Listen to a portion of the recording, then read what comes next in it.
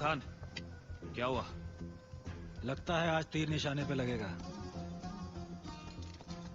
बुज़दिल! भीड़ दिखाकर कहां भाग रहा है? रुक! अरे युद्धात झालेल्या जखमेत कधी एक ना दागिना नाही,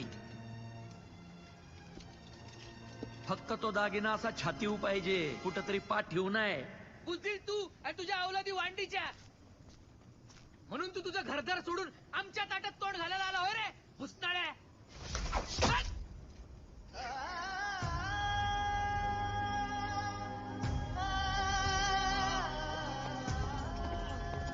हमारे हाथ अब वक्त बहुत कम है.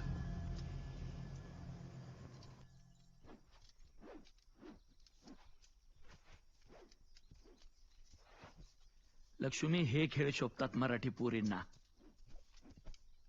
वेग बघा पोरीचा,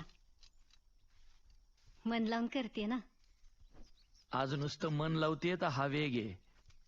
उद्या मनगड भरल तवा दारात गनिमाच्या मुणक्यांची रास लावल ही.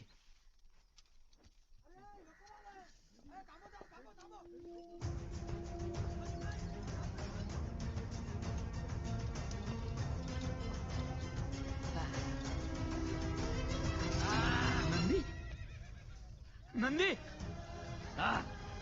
ए नंदी, अरे बाबा, काय झालं रे? कुठे काय? नंदी, ए नंदी. सर्जा खान जिवंत आहे. हा? 40,000ची फौज घेऊन रायगडावर निघालाय. संभाजी महाराजांना मारायचा हिडा उचललाय त्यांनी. ए वैद्य बोलणं बोलव. हो तेवढा वेळ नाही माझ्याकडे.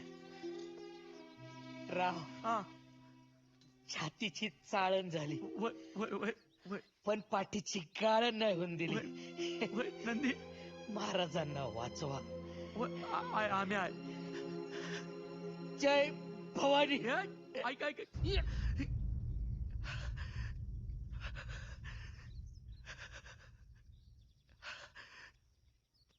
जय शिवाजी.